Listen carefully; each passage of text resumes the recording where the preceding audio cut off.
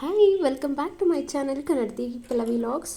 ನಾನಿವತ್ತು ನನ್ನ every day evening routine ಅಂದರೆ 4 PM ಟು 11 PM ನನ್ನ ರುಟೀನ್ ಹೇಗಿರುತ್ತೆ ಅಂತ ಶೇರ್ ಮಾಡ್ಕೊಳ್ತಾ ಇದ್ದೀನಿ.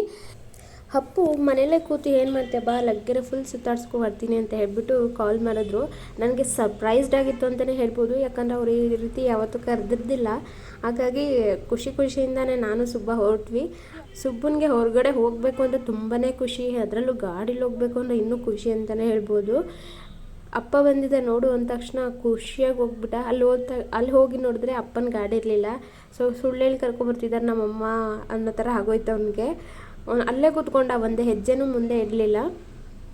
ನಂತರ ನಮ್ಮ ಮನೆಯವರು ಬರ್ತಾ ಆನ್ ಮಾಡಿದ್ರು. ಆ ಸೌಂಡ್ ಕೇಳಿನೇ ಬಂದರು ಅಂತ ಗೊತ್ತಾಯಿತು. ಓಡ್ತಾ ಇದ್ದ ಅವನು. ಯಾವಾಗಲೂ ಅಷ್ಟೇ ಅವ್ರ ಮನೆ ಅಂದರೆ ಈವ್ನಿಂಗ್ ನೈಟ್ ಮನೆಗೆ ಬರಬೇಕಾದ್ರೆ ಅವನಿಗೆ ಗೊತ್ತಾಗ್ಬಿಡುತ್ತೆ. ಅವ್ರ ಗಾಡಿ ಸೌಂಡ್ ಆದ ತಕ್ಷಣ ಮನೆ ಡೋರ್ ಹತ್ರ ಹೋಗ್ಬಿಟ್ಟು ಡೋರ್ ಓಪನ್ ಮಾಡೋ ಅಪ್ಪ ಬಂದರು ಅನ್ನೋ ಥರ ಮಾಡ್ತಾ ಇರ್ತಾನೆ. ಇಲ್ಲಿ ಗೇಟ್ ಲಾಕ್ ಆಗಿದ್ದರಿಂದ ಅವನು ಅಲ್ಲೇ ನೋಡ್ತಾ ಇದ್ದ, ತೆಗಿತಾ ಇದ್ದ ಅಮ್ಮ ಅಂತ. ಬಂದ ತಕ್ಷಣ ಈ ಥರ ಕುತ್ಕೊಬಿಡೋದು ಅಷ್ಟೇ ಗಾಡೀಲಿ ಅವನು. ಈ ರೀತಿ ಮಾಡ್ಕೊಂಡು ಅದು ಹೇಗೆ ಕಲಿತ ಅಂತಲೇ ಗೊತ್ತಿಲ್ಲ. 2 months ಬೇಬಿಯಿಂದನೂ ಅವನೇ ಕೂತ್ಕೊಬಿಡ್ತಾನೆ ನೋಡಿ. ಇದನ್ನ ಹಾಗೆ ಕುತ್ಕೋತಾನೆ. ನನ್ನ ಮನೆಯವ್ರಿಗೆ ಚೇಳಿಸ್ತಾ ಇದ್ದೆ, ಇಷ್ಟು ದಿನ ಕರೆದಿಲ್ಲ, ಏನು ರೀಸನು ಇವತ್ತು ಏನದು ಲಗ್ಗೆರೆಲ್ಲ ತೋರಿಸ್ಕೊಬರ್ತೀನಿ ಅಂತ ಕರಿತಾ ಇದ್ದೀರಾ ಅಂತ ಕೇಳಲಿಕ್ಕೆ ಅವ್ರು ಹೇಳ್ತಾ ಇದ್ದಾರೆ.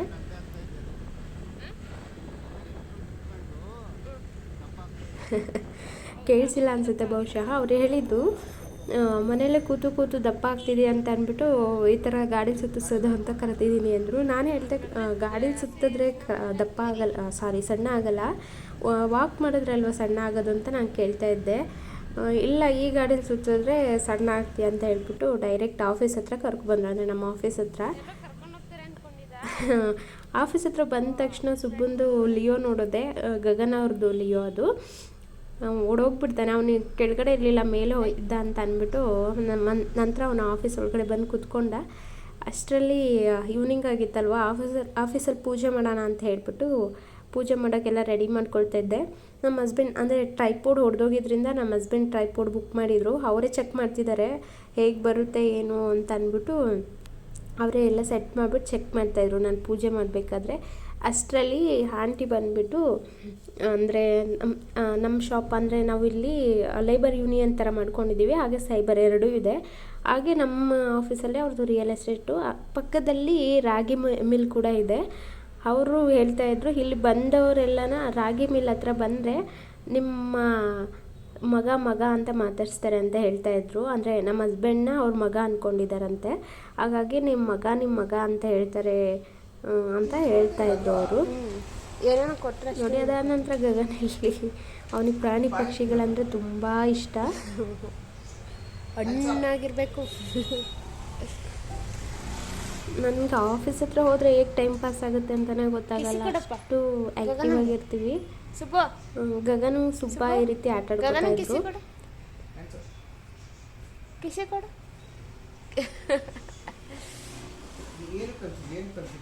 ಎಲ್ಲ ಬರುತ್ತೆ, ನಿನಗೆ ಕೊಡಲ್ಲ ಅಷ್ಟೇ.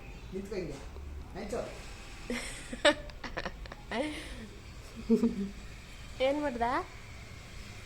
ಮಾಡ್ದ ಗಗನ? ಅಲ್ಲೇ ಗೊಂಬೆ ಮರಿ. ಗಗನ್ದು ಯಾವಾಗಲೂ ಅಷ್ಟೇ, ನಾನು ನೋಡಿದ್ರೆ ಸಾಕು ಫೋಟೋ ತೆಗಿಬೇಕು. ನಾನು ಅಲ್ಲಿ ಹೋದಾಗೆಲ್ಲ ಒಂದೊಂದು ಫೋಟೋ ತೆಗೆದ್ಬಿಡ್ತಾನೆ. ಅಷ್ಟು ಅಂದರೆ ಫೋಟೋಗ್ರಫಿ ತುಂಬ ಚೆನ್ನಾಗಿ ಮಾಡ್ತಾನೆ ಅವನು. ತುಂಬ ಚೆನ್ನಾಗಿ ಫೋಟೋಸ್ ತೆಗಿತಾನೆ. ಗಗನನು ಸುಬ್ಬನು ಹೊರಗಡೆ ಕೂತಿದ್ರು. ಹಾಗೆ ಅಲ್ಲಿ ಕ್ಯಾಟ್ ಇತ್ತು ಒಂದು. ಸುಬ್ಬು ಅದನ್ನೇ ಅಬ್ಸರ್ವ್ ಮಾಡ್ತಿದ್ದ ಅನಿಸುತ್ತೆ. ಇಬ್ಬರು ಐ ಟು ಐ ಕಾಂಟ್ಯಾಕ್ಟ್ ಮಾಡ್ತಾಯಿದ್ರು, ಕ್ಯಾಟ್ ಮತ್ತು ಇವನು. ಗಗನ್ ಕರೆದ್ಬಿಟ್ಟು ತೋರಿಸ್ತಾ, ನೋಡಕ್ಕ ಅಂತ ಹೇಳಿ. ಆ ಕ್ಯಾಟ್ ಇವನ್ನ ಬಿಟ್ಟು ಎಲ್ಲೂ ಹೋಗೋಗಿಲ್ಲ.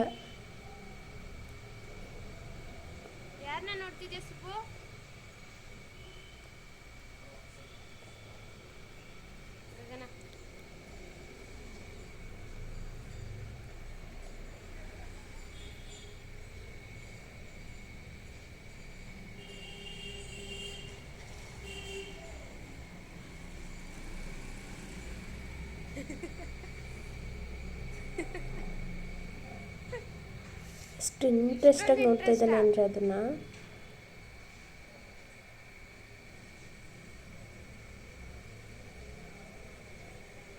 ಅದು ಅಲ್ಲಲ್ಲೇ ಸುತ್ತರುತ್ತೆ. ನಂತರ ನಮ್ಮ ಮನೆಯವರು ಸ್ವಿಮ್ಮಿಂಗ್ ಪೂಲ್ ಕರ್ಕೊಂಡು ಹೋಗ್ತೀನಿ ಅಂತ ಹೇಳ್ಬಿಟ್ಟು ಹೊರಡಿಸಿದ್ರು. ಹೊಸ್ದಾಗೆಲ್ಲ ಓಪನ್ ಆಗಿದೆ ಅಂತ ಹೇಳ್ಬಿಟ್ಟು ನಂಗೆ ಗೊತ್ತಿಲ್ಲ, ನಿಜ ಅಂದ್ಕೊಂಡು ನಾನು ಹೌದೇನೋ ತೋರಿಸ್ಕೊಬರೋಕೆ ಕರ್ಕೊಂಡು ಹೋಗ್ತಾ ಇದ್ದಾರೆ ಅಂತ ಅಂದ್ಕೊಂಡು ಸುಮ್ಮನೆ ಇದ್ದೆ. ಆದರೆ ಅವರು ಹೊರಟಾದ್ಮೇಲೆ ಕರ್ಕೊಂಡು ಹೋಗಿದ್ದು ನೀವೇ ನೋಡಿ. ಆವಾಗ ಹೇಳ್ತಿದ್ದಾರೆ ಇದೇ ಸ್ವಿಮ್ಮಿಂಗ್ ಪೂಲ್ ಅಂತ ಅಂದ್ಬಿಟ್ಟು.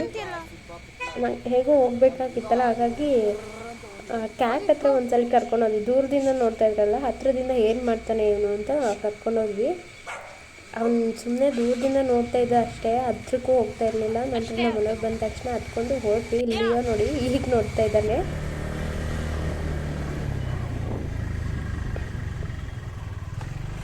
ಸ್ವಿಮ್ಮಿಂಗ್ ಪೂಲ್ ಅಂತ ಕರ್ಕೊಂಡು ಹೋಗ್ಬಿಟ್ಟು ಅವರು ಫ್ರೂಟ್ ಶಾಪಿಗೆ ಕರ್ಕೊಬಂದರು. ಇದೇ ಸ್ವಿಮ್ಮಿಂಗ್ ಪೂಲ್ ಅಂತ ಅವ್ರಿಗೆ. ಇವಾಗಷ್ಟೇ ಮನೆಗೆ ಬಂದ್ವಿ. ಈಗ ಆಲ್ರೆಡಿ 6:30 ಆಗಿದೆ. ಸ್ವಲ್ಪ ಫ್ರೂಟ್ಸನ್ನು ತೊಗೊಂಡು ಹಾಗೆ ಮನೆಗೆ ಬಿಟ್ಬಿಟ್ಟು ನಮ್ಮ ಅಪ್ಪಿ ಡ್ರಾಪ್ ಮಾಡಿಬಿಟ್ಟು ಹೋದರು. ಈಗ ಸಂಜೆ ಒಂದು ಸ್ವಲ್ಪ ಏನಾದರೂ ಸ್ನ್ಯಾಕ್ಸ್ ತಿನ್ನಬೇಕು ಅಂತ ಕ್ರೇವಿಂಗ್ಸ್ ಆಗ್ತದೆ. ಸ್ಕೂಲ್ ಡೇಸ್ದು ನೆನಪಾಯಿತು. ಈಗ ಬರ್ತಾ ಟ್ಯೂಷನಿಂದ ಮಕ್ಕಳು ಬರ್ತಾಯಿದ್ರು, ಅದನ್ನು ನೋಡಿ ನಂಗೆ ಸ್ವಲ್ಪ ಮೆಮೊರೀಸ್ ಎಲ್ಲ ಬರ್ತಾಯಿತ್ತು. ಆಗ ಈ ಸ್ನ್ಯಾಕ್ಸ್ ತಿಂತಾ ಇದ್ದಿದ್ದು ತುಂಬ ಚೆನ್ನಾಗಿ ನೆನಪಾಯಿತು. ಹಾಗಾಗಿ ಕೋಡ್ಬಳೆನ ಇವತ್ತು ಮನೇಲೇ ಟ್ರೈ ಮಾಡೋಣ ಅಂತ ಅಂದ್ಕೊಂಡಿದ್ದೀನಿ. ಶೇರ್ ಮಾಡ್ತೀನಿ ಹೇಗೆ ಬಂದಿತ್ತು ಅಂತ ಅಂದ್ಬಿಟ್ಟು. ಕಮೆಂಟ್ ಬಾಕ್ಸಲ್ಲಿ ತಿಳಿಸಿ, ಹಾಗೆ ಟ್ರೈ ಮಾಡಿ ಕೂಡ, ಆಯಿತಾ. ಮತ್ತು ಸ್ವಲ್ಪ ಫ್ರೂಟ್ಸ್ ಎಲ್ಲ ತೊಗೊಬಂದಿದ್ದಾರೆ. ತುಂಬ ರೇಟಾಗಿದೆ ಫ್ರೂಟ್ಸ್ ಅಂತೂ. ಆ ಫ್ರೂಟ್ ಶಾಪಲ್ಲಿ ವೀಡಿಯೋ ಮಾಡೋಕ್ಕಾಗಲಿಲ್ಲ ನನಗೆ, ತುಂಬ ಜನ ಇದ್ದರು. ಅದಲ್ಲದೆ ಒಂದು ಸ್ವಲ್ಪ ಕ್ವಿಕ್ಕಾಗಿ ಬರೋಣ ಅಂತ ಅಂದ್ಬಿಟ್ಟು ಬೇಗ ಬೇಗ ತೊಗೊಂಡ್ಬಿಟ್ಟು ಬಂದುಬಿಟ್ಟೆ. ಎಲ್ಲ ಕಾಸ್ಟ್ಲಿ ಆಗಿದೆ ಅಂತಲೇ ಹೇಳ್ಬೋದು. ಹಾಗೆ ಇದೊಂದು ಚೆರಿ ಬಾಕ್ಸನ್ನು ತೊಗೊಂಡು ಬಂದಿದ್ದೀನಿ. ನಂಗೆ ಯೂಶ್ವಲಿ ಚೆರಿ ಅಂದರೆ ಇಷ್ಟ ಆಗಲ್ಲ, ಬಟ್ ಏನೋ ಗೊತ್ತಿಲ್ಲ, ಇವತ್ತು ತುಂಬ ತಿನ್ನಬೇಕು ಅಂತಲೇ ಅನ್ನಿಸ್ತಾ ಇತ್ತು. ಅದು ಚೆರಿ ನೋಡಿದ ತಕ್ಷಣವೇ ಆ ಥರ ಅನ್ನಿಸ್ತಾ ಇತ್ತು. ನನ್ನ ಕೇಕಲ್ಲಿ ಇಟ್ಟಿರೋ ಚೆರಿ ಕೂಡ ನಾನು ಇಷ್ಟಪಡ್ತೀನಲ್ಲ, ಬಟ್ ಇವತ್ತು ತಿನ್ನಬೇಕು ಅನ್ನಿಸ್ತು. ಅದಕ್ಕೆ ಒಂದು ಬಾಕ್ಸ್ ಚೆರಿ ಕೂಡ ತೊಗೊಂಡು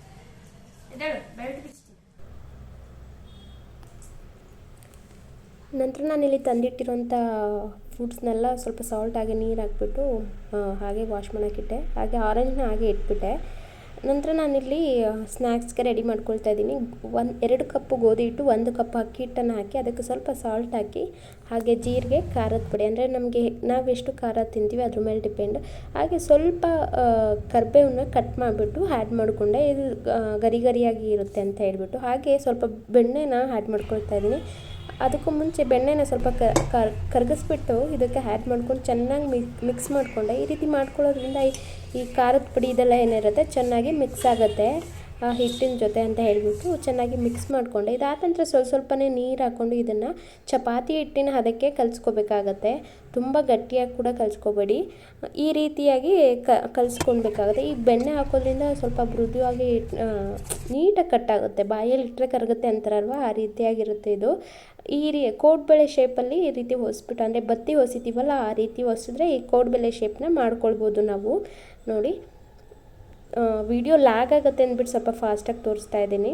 ನಂತರ ನಾನಿಲ್ಲಿ ಬಾಣಲಿಲಿ ಸ್ವಲ್ಪ ಎಣ್ಣೆ ಹಾಕ್ಕೊಂಡು, ಎಣ್ಣೆ ಕಾದ ನಂತರ ನಾವಿಲ್ಲಿ ಏನು ಮಾಡಿಟ್ಕೊಂಡಿದ್ವಂತಲ್ಲ ಕೋಡ್ಬಳೆ ಅಂತ, ಅದನ್ನು ಹಾಕ್ಬಿಟ್ಟು ಫ್ರೈ ಮಾಡ್ಕೊಳ್ತಾ ಇದ್ದೀನಿ. ಡೀಪ್ ಫ್ರೈ ಮಾಡಬೇಕಾಗತ್ತೆ. ಇದು ಎರಡೂ ಬದಿ ಡೀಪ್ ಫ್ರೈ ಮಾಡಿ ನೋಡಿ, ಈ ರೀತಿಯಾಗಿ ಕೋಡ್ಬಳೆ ರೆಡಿ ಆಗುತ್ತೆ. ಸೇಮ್ ಅಂಗಡಿ ಥರದ್ದೇ ಟೇಸ್ಟ್ ಇತ್ತು. ಬಟ್ ನಾನಿಲ್ಲಿ ಒಂದು ಮಿಸ್ಟೇಕ್ ಮಾಡಿದ್ದೆ.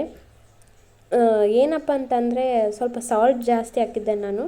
ನಂತರ ನಾನಿಲ್ಲಿ ಇದಕ್ಕೆ ಟೀ ಜೊತೆ, ಅಂದರೆ ಸ್ನ್ಯಾಕ್ಸ್ ಜೊತೆ ಟೀ ಕುಡಿಯೋಣ ಅಂತ ಅಂದ್ಬಿಟ್ಟು ನಮ್ಮ ಅಣ್ಣ ಕೂಡ ಬಂದಿದ್ದೆ. ಅಷ್ಟರಲ್ಲಿ ಸ್ನ್ಯಾಕ್ಸ್ಗೆ ರೆಡಿ ಮಾಡಿಕೊಂಡು ನಂತರ ನಮ್ಮ ಮನೆಯವ್ರು ಬಂದು ಚಿಕನ್ ಕೂಡ ತಂದುಕೊಟ್ರು.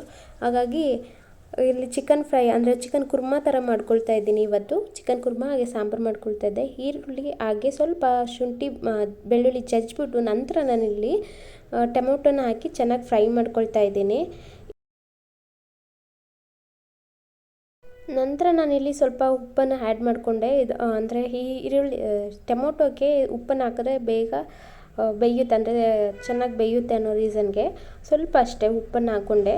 ನಂತರ ನಾವು ರುಚಿ ನೋಡಿ ಅದಕ್ಕೆ ಎಷ್ಟು ಬೇಕೋ ಅದನ್ನು ಉಪ್ಪನ್ನು ಲೇಟರ್ ನಾವು ಆ್ಯಡ್ ಮಾಡ್ಕೊಳ್ಬೇಕಾಗತ್ತೆ. ನೋಡಿ, ಇದು ಚೆನ್ನಾಗಿ ಫ್ರೈ ಆಗಿದ ನಂತರ ಪೀಸಸ್ನ ಆ್ಯಡ್ ಮಾಡ್ಕೊಳ್ತಾ ಇದ್ದೀನಿ. ಎಲ್ಲ ಪೀಸಸ್ನ ಅಂದರೆ ನಾವು ಕುರ್ಮಾಗೆ ಮಾಡ್ಕೋಬೇಕು ಅಂತ ಇರೋ ಅಂಥ ಪೀಸಸ್ನೆಲ್ಲ ಇಲ್ಲಿ ಆ್ಯಡ್ ಮಾಡಿಕೊಂಡು ಚೆನ್ನಾಗಿ ಫ್ರೈ ಮಾಡಿಕೊಂಡೆ. ನಂತರ ನಾನು ಪಕ್ಕದಲ್ಲಿ ಒಂದು ಬಾಣಲಿಗೆ ಸ್ವಲ್ಪ ಎಣ್ಣೆ ಹಾಕಿಬಿಟ್ಟು ಈರುಳ್ಳಿ, ಟೊಮೊಟೊ, ಶುಂಠಿ, ಬೆಳ್ಳುಳ್ಳಿ ಹಾಗೆ ಸ್ವಲ್ಪ ಕಾಯಿನ ಹಾಕಿ ಇಲ್ಲಿ ಚೆನ್ನಾಗಿ ಫ್ರೈ ಮಾಡ್ಕೊಂಡು ಅದ್ರ ಜೊತೆ ಸ್ವಲ್ಪ ಒಂದು ಏಲಕ್ಕಿನ ಹಾಕ್ಕೊಂಡಿದ್ದೀನಿ ಫ್ಲೇವರ್ಗಷ್ಟೇ. ಚೆನ್ನಾಗಿ ಫ್ರೈ ಮಾಡ್ಕೊಳ್ತಾ ಇದ್ದೆ. ನಂತರ ಇಲ್ಲಿ ಈ ಕುರ್ಮಾಗೆ ಏನು ರೆಡಿ ಮಾಡ್ಕೊಂಡಿದ್ದೆ ಅದು ಫ್ರೈ ಆಗಿತ್ತು. ಚಿಕನ್ ಕಂಪ್ಲೀಟಾಗಿ ಒಂದು 75% ಅಷ್ಟು ಬಾಯ್ಲ್ ಆಗಿತ್ತು ಅಂತಲೇ ಹೇಳ್ಬೋದು. ನಂತರ ನಾನು ಇಲ್ಲಿ ಇದಕ್ಕೆ ಸ್ವಲ್ಪ ಅಂದರೆ ಮನೇಲೇ ಮಾಡಿಟ್ಕೊಂಡಿರೋ ಅಂಥ ಗರಂ ಮಸಾಲ ಅಂದರೆ ಚಕ್ಕೆ, ಲವಂಗ, ಏಲಕ್ಕಿ ಇದೆಲ್ಲ ಹಾಕಿ ಮಾಡಿರೋವಂಥ 1 ಸ್ಪೂನಷ್ಟು ಗರಂ ಮಸಾಲ ಆ್ಯಡ್ ಮಾಡಿಕೊಂಡು ನಂತರ ಇಲ್ಲಿ ನಮ್ಮ ಖಾರಕ್ಕೆ ತಕ್ಕಷ್ಟು ನಾನು ಖಾರದ ಪುಡಿನ ಆ್ಯಡ್ ಮಾಡ್ಕೊಳ್ತಾ ಇದ್ದೀನಿ. ಖಾರದ ಪುಡಿ ಜೊತೆ ನಾನಿಲ್ಲಿ ಮನೇಲೇ ಮಾಡಿಟ್ಕೊಂಡಿದ್ದಂಥ ಸಾಂಬಾರು ಪುಡಿ ಕೂಡ ಆ್ಯಡ್ ಮಾಡಿಕೊಂಡೆ. ನಾನಿಲ್ಲಿ ಸಾಂಬಾರು ಪುಡಿ ನಾನು 1 ರಿಂದ 1.5 ಸ್ಪೂನಷ್ಟು ಆ್ಯಡ್ ಮಾಡ್ಕೊಂಡಿದ್ದೀನಿ. ನಾವಿದು ಕುರ್ಮಾ ಮಾಡ್ತಿರೋದ್ರಿಂದ ಸ್ವಲ್ಪ ತಿಕ್ಕಾಗಿದ್ರೆ ಚೆನ್ನಾಗಿರುತ್ತೆ ಅಂತ ಅಷ್ಟೇ. ಇದು ರೈಸ್ ಜೊತೆ, ಚಪಾತಿ ಜೊತೆ ಅಥವಾ ದೋಸೆ ಜೊತೆ ತುಂಬ ಚೆನ್ನಾಗಿರುತ್ತೆ ಕಾಂಬಿನೇಷನು. ಈ ಮಸಾಲೆನ ಆ್ಯಡ್ ಮಾಡಿಬಿಟ್ಟು ನಾನಿಲ್ಲಿ ಸ್ವಲ್ಪ ಫ್ರೈ ಮಾಡ್ಕೊಳ್ತೀನಿ. ಇದನ್ನು ಕಂಪ್ಲೀಟಾಗಿ ಎಲ್ಲ ಮಿಕ್ಸ್ ಆಗಬೇಕು. ಅಂದರೆ ಈ ಮಸಾಲ ಎಲ್ಲ ಚಿಕನ್ಗೆ ಮಿಕ್ಸ್ ಆಗಬೇಕು. ಯಾಕಂದರೆ ನಾವು ಇದನ್ನು ಮ್ಯಾರಿನೇಟ್ ಮಾಡಿರಲಿಲ್ಲ ಅಲ್ವಾ, ಹಾಗಾಗಿ ಚಿಕನ್ನು ಮಸಾಲಾನ ಅಬ್ಸರ್ವ್ ಮಾಡಿರಲ್ಲ. ಹಾಗಾಗಿ ಈ ರೀತಿಯಾಗಿ ನಾನು ಮಾಡ್ಕೊಳ್ತಾ ಇದ್ದೀನಿ. ಒಂದು 2 ರಿಂದ 3 ನಿಮಿಷ ಈ ರೀತಿ ಮಿಕ್ಸ್ ಮಾಡಿಬಿಟ್ಟು ಬೇಯಲಿಕ್ಕೆ ಬಿಟ್ಟರೆ ಚಿಕನ್ ಮಸಾಲಾನ ನೀಟಾಗಿ ಅಬ್ಸರ್ವ್ ಮಾಡ್ಕೊಂಡಿರುತ್ತೆ. ಅದಾದ ನಂತರ ನಾನಿಲ್ಲಿ ಚಿಕನ್ ಸ್ವಲ್ಪ ಫ್ರೈ ಆಗಲಿಕ್ಕೆ ನಾವು ಅದು ತಳ ಹಿಡಿಬಾರ್ದು ಅಂತ ಅಂದ್ಬಿಟ್ಟು ಸ್ವಲ್ಪ ಒಂದೇ 1 ಡ್ರಾಪಷ್ಟು ನೀರನ್ನು ಹಾಕ್ಕೊಂಡೆ. ನಾವು ನೀರನ್ನು ನಮಗೆ ನೋಡ್ಕೊಂಡು ಹಾಕ್ಕೋಬೇಕಾಗುತ್ತೆ. ಈ ರೈಸ್ಗೆಲ್ಲ ಮಾಡ್ಕೊಳ್ಳೋದಾದರೆ ಸ್ವಲ್ಪ ಜಾಸ್ತಿ ಹಾಕಿದ್ರೆ ಏನು ತೊಂದರೆ ಇಲ್ಲ. ಈ ಚಪಾತಿಗೆಲ್ಲ ಅಂತ ಅಂದರೆ ಸ್ವಲ್ಪ ಕಡಿಮೆನೇ ಹಾಕ್ಕೊಳ್ಳಿ. ನಂತರ ಇಲ್ಲಿ ಕೊತ್ತಂಬರಿ, ಪುದೀನ ಇದಕ್ಕೆ ಆ್ಯಡ್ ಮಾಡಿಕೊಂಡು 1-2 ನಿಮಿಷ ಬೇಯಿಸ್ಕೊಳ್ತಾ ಇದ್ದೀನಿ. ಇದನ್ನು ಬೇಯಿಸ್ಕೊಂಡ ನಂತರ ಇನ್ನೊಂದು ಸ್ವಲ್ಪ ನೀರು ಹಾಕ್ಕೋಬೇಕು ಅನ್ನಿಸ್ತಾ ಇತ್ತು ನನಗೆ. ಹಾಗಾಗಿ ಸ್ವಲ್ಪ ನೀರನ್ನು ಆ್ಯಡ್ ಮಾಡಿಕೊಂಡೆ. ನೋಡಿ ಈ ರೀತಿಯಾಗಿ ನೀರನ್ನು ಆ್ಯಡ್ ಮಾಡಿಕೊಂಡು ಒಂದು 2 ರಿಂದ 3 ನಿಮಿಷ ಕುದ್ರೆ ಸಾಕಾಗುತ್ತೆ. ಆಗ ಚೆನ್ನಾಗಿ ಅಂದರೆ ನಾವು ಚಿಕನ್ ಮುಂಚೆನೇ ಚೆನ್ನಾಗಿ ಬೇಯಿಸ್ಕೊಂಡಿದ್ರಿಂದ ಈ ಮಸಾಲ ಮತ್ತು ನೀರು ಅಬ್ಸರ್ವ್ ಆಗಬೇಕಷ್ಟೇ ಅಲ್ವಾ. ಅದರೊಳಗಡೆ ನಾವು ಇದಕ್ಕೆ ಇದನ್ನು ರೆಡಿ ಮಾಡ್ಕೊಬಿಡೋಣ. ಇದಕ್ಕೆ ತೆಂಗಿನಕಾಯಿ ಹಾಗೆ ನೆನೆಸಿಟ್ಟಂಥ ಬಾದಾಮಿನ ಆ್ಯಡ್ ಮಾಡಿಕೊಂಡು ರುಬ್ಕೊತಾ ಇದೆ. ಸ್ವಲ್ಪ ನೀರು ಹಾಕಿ ಪೇಸ್ಟ್ ಮಾಡಿಕೊಂಡು ಇದಕ್ಕೆ ಈ ಕುರ್ಮಾಗೆ ಆ್ಯಡ್ ಮಾಡಿಕೊಂಡೆ. ಇದೇ ಮೈನ್ ಇಂಗ್ರೀಡಿಯೆಂಟ್ ಅಂತಲೇ ಹೇಳ್ಬೋದು. ಚಿಕನ್ ಕುರ್ಮಾಗೆ ತುಂಬ ಟೇಸ್ಟಿಯಾಗಿ ಬರುತ್ತೆ ಇದನ್ನು ಹಾಕೋದ್ರಿಂದ, ಮತ್ತು ರಿಚ್ ಫೀಲ್ ಕೂಡ ಕೊಡುತ್ತೆ ಇದು. ನೋಡಿ ಈ ರೀತಿಯಾಗಿ ಅಂದರೆ ಕಂಪ್ಲೀಟಾಗಿ ಕಲರೇ ಚೇಂಜ್ ಆಗಿಬಿಟ್ಟು ಆ ಕಾಯಿ ಮತ್ತು ಬಾದಾಮಿನ ಆ್ಯಡ್ ಮಾಡಿದ ತಕ್ಷಣ ಕಂಪ್ಲೀಟಾಗಿ ಕಲರೇ ಚೇಂಜ್ ಆಯಿತು. ನಂತರ ನಾನಿಲ್ಲಿ ಸಾಂಬಾರು ಮಾಡಲಿಕ್ಕೆ ಆಗಲೇ ಹುರಿದಿಟ್ಕೊಂಡಿದ್ದಂಥ ಟೊಮೊಟೊ, ಈರುಳ್ಳಿ, ಶುಂಠಿ, ಬೆಳ್ಳುಳ್ಳಿ ಹಾಗೆ ಕೊತ್ತಂಬರಿ, ಪುದೀನ ಹಾಕ್ಕೊಂಡು ಸ್ವಲ್ಪ ಕಾಯಿ ತುರಿನ ಆ್ಯಡ್ ಮಾಡಿಕೊಂಡು ಅದಕ್ಕೆ ಶುಂಠಿ, ಬೆಳ್ಳುಳ್ಳಿ ಎಲ್ಲ ಹಾಕಿದ್ನಲ್ವ ಆಗಲೇ, ಅದ್ರ ಜೊತೆ ನಾನಿಲ್ಲಿ ಖಾರದ ಪುಡಿ ಹಾಗೆ ಸಾಂಬಾರು ಪುಡಿ ಅಂದರೆ ನಮ್ಮ ಖಾರಕ್ಕೆ ತಕ್ಕಂತೆ ಖಾರದ ಪುಡಿ 2 ಸ್ಪೂನಷ್ಟು ಸಾಂಬಾರು ಪುಡಿನ ಆ್ಯಡ್ ಮಾಡಿ ಸ್ವಲ್ಪ ನೀರು ಹಾಕಿ ರುಬ್ಕೊಂಡೆ. ನಂತರ ಅದೇ ಕುಕ್ಕರ್ಗೆ ನಾನಿಲ್ಲಿ ಸ್ವಲ್ಪ ಎಣ್ಣೆನ ಹಾಕಿ ಚಿಕನ್ನ ಚೆನ್ನಾಗಿ ಫ್ರೈ ಮಾಡ್ಕೊಳ್ತಾ ಇದ್ದೀನಿ 2 ನಿಮಿಷ. ಚಿಕನ್ ಬೇಗ ಫ್ರೈ ಅಂದರೆ ಬೇಯಬೇಕು ಅಂತ ಅಂದರೆ ಮೇಲೆ ಸ್ವಲ್ಪ ಉಪ್ಪನ್ನು ಅಂದರೆ ಚಿಕನ್ ಹಾಕಿದ ತಕ್ಷಣ ಉಪ್ಪನ್ನು ಹಾಕಿದ್ರೆ ಬೇಗ ಬೇಯುತ್ತೆ. ಇಲ್ಲಿ ಕುರ್ಮಾ ಕೂಡ ರೆಡಿ ಆಯಿತು. ನೋಡ್ತಿದ್ರೇ ತಿನ್ನಬೇಕು ಅನ್ನಿಸ್ತಾ ಇತ್ತು. ತುಂಬ ಟೇಸ್ಟಿಯಾಗೆ ಬಂದಿತ್ತು ಕುರ್ಮಾ ಕೂಡ. ಮನೇಲಿ ಒಂದ್ಸಲಿ ಟ್ರೈ ಮಾಡಿಬಿಟ್ಟು ಕಮೆಂಟ್ ಬಾಕ್ಸಲ್ಲಿ ತಿಳಿಸಿ ಹೇಗಿತ್ತು ಅಂತ ಹೇಳಿಬಿಟ್ಟು. ಇಲ್ಲಿ ಅಷ್ಟೆಲ್ಲ ಆಲ್ರೆಡಿ ಇಲ್ಲಿ ಚಿಕನ್ ಚೆನ್ನಾಗಿ ಫ್ರೈ ಆಗಿತ್ತು. ನೋಡಿ ಆ ಫ್ರೈ ಆಗಿದ್ದಕ್ಕೆ ನಾನು ರುಬ್ಬಿಟ್ಕೊಂಡಿದ್ದಂಥ ಮಸಾಲೆನ ಚೆನ್ನಾಗಿ ಆ್ಯಡ್ ಮಾಡಿಕೊಂಡು ಮಿಕ್ಸ್ ಮಾಡ್ಕೊಳ್ತಾ ಇದ್ದೀನಿ. ಇದು ಮಿಕ್ಸ್ ಮಾಡ್ಕೊಂಡು ಒಂದು 2 ನಿಮಿಷ ಬಿಡಬೇಕಾಗುತ್ತೆ. ಯಾಕಂದರೆ ನಾವು ಮಸಾಲೆ ಆ್ಯಡ್ ಮಾಡಿರ್ತೀವಲ್ಲ ಅದು ಚಿಕನ್ ಅಬ್ಸರ್ವ್ ಆಗಬೇಕು. ಅಬ್ಸರ್ವ್ ಆದ ತಕ್ಷಣ ನಾವಿಲ್ಲಿ ಅಂದರೆ ನಮ್ಮ ಅದಕ್ಕೆ ಎಷ್ಟು ಬೇಕೋ ಅಷ್ಟು ನೀರನ್ನು ನೋಡಿ ಹಾಕ್ಕೊಳ್ಬೇಕಾಗತ್ತೆ. ಈಗ ಕೆಲವೊಬ್ಬರು ತುಂಬ ತೆಳುವಾಗಿ ಮಾಡ್ಕೊಂಡು ತಿಂತಾರೆ ಸಾಂಬಾರನ್ನ, ಸ್ವಲ್ಪ ಗಟ್ಟಿಯಾಗಿ ಮಾಡ್ಕೊಂಡು ತಿನ್ನೋರು ಇರ್ತಾರೆ. ಅದಕ್ಕೆ ಮಾಡ್ಕೋಬೇಕಾಗತ್ತೆ. ಊಟ ಎಲ್ಲ ಮುಗಿಸಿ ಆಲ್ರೆಡಿ 10:30-11 ಗಂಟೆ ಆಗಿತ್ತು. ಸುಬ್ಬು ಇನ್ನೂ ಮಲಗ್ತಾ ಇಲ್ಲ. ಅವನು ಇವಾಗ ಆಟ ಆಡೋಕ್ಕೆ ಹೋಗಬೇಕು.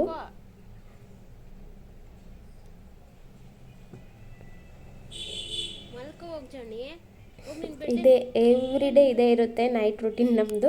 ಈ ರೂಟೀನ್ ನಿಮಗೆ ಇಷ್ಟ ಆಗಿದ್ರೆ ದಯವಿಟ್ಟು ಲೈಕ್ ಮಾಡಿ, ಹಾಗೆ ಸಬ್ಸ್ಕ್ರೈಬ್ ಮಾಡ್ಕೊಂಡು ವಿಡಿಯೋ ನೋಡಿ. ಹಾಗೆ ಇನ್ನು ಮನೇಲಿ ರೆಸಿಪಿನ ಟ್ರೈ ಮಾಡಿಬಿಟ್ಟು ಹೇಗಿತ್ತು ಅಂತ ಕೂಡ ಕಮೆಂಟ್ ಬಾಕ್ಸಲ್ಲಿ ತಿಳಿಸಿ ಅಂತ ಹೇಳ್ತಾ, ಮತ್ತು ನಾನು ವೀಡಿಯೋಸಲ್ಲಿ ಏನಾದರೂ ಚೇಂಜ್ ಮಾಡ್ಕೋಬೇಕು ಅಂತ ಇದ್ದರೂ ಕೂಡ ನೀವು ಕಮೆಂಟ್ ಬಾಕ್ಸಲ್ಲಿ ತಿಳಿಸ್ಬೋದು. ಇದಿಷ್ಟ ಆಗಿತ್ತು. Thank you so much for watching. Next ವೀಡಿಯೋದಲ್ಲಿ ಸಿಗೋಣ.